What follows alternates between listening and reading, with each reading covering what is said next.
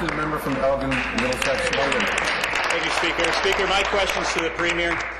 Premier, back in February, the Minister of Transportation addressed the Hamilton Chamber of Commerce about transit in the Hamilton region.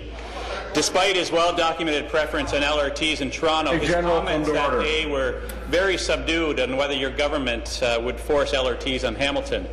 As you may know, two of your Liberal candidates in the area, Ivan Luksik and Yavid Mirza, are strongly opposed to LRTs in Hamilton. And I find it very interesting the Minister will take a stance on LRTs of any means in Toronto, but has mixed opinions of them in Hamilton. My question is, Premier, who's dictating the transit policy there, the Minister of Transportation or the candidates whose seats you want to win the next election?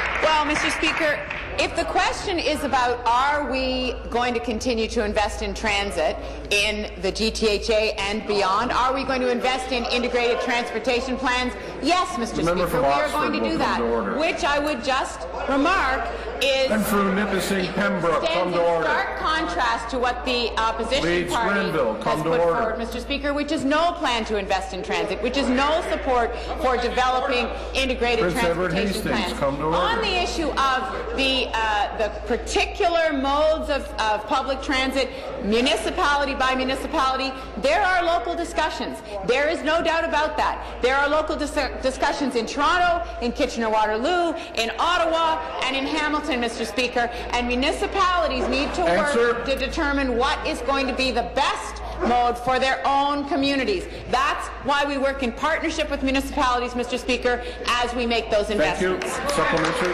Thank you, Speaker. Back to the Premier.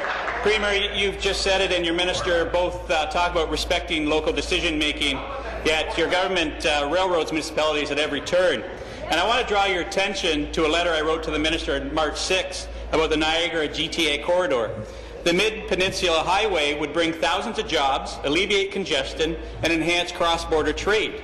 Local bodies, including the Municipality of Niagara, the City of Hamilton, the Burlington Chamber of Commerce, and many more who represent the local interests you've been talking about, all strongly support this project.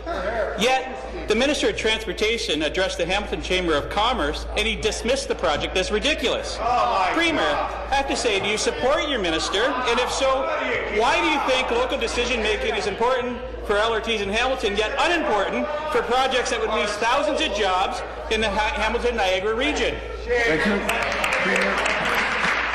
Well, Mr. Speaker, I'm happy to have a conversation about the Mid-Penn Highway. And you know, there have been many opinions expressed. The ministry has recommended building a new highway connecting 406 near Welland to the QEW near Fort Erie, Mr. Speaker. That recommendation has been done. But you know that the member opposite knows that there has been a more contentious discussion about a larger project. But, Mr. Speaker, I do believe that local input is important. I also believe that making sure that we make these investments is important, Mr. Speaker. And it's very interesting that the party that is advocating cutting and slashing and not investing in the province, Mr. Speaker, that is talking about not investing in infrastructure, not investing in people, and not investing in communities, all of a sudden has members who are asking questions about making investments that would cost millions of dollars, Mr. Speaker. So the fact is, we are going to make those investments. We are going to work with communities,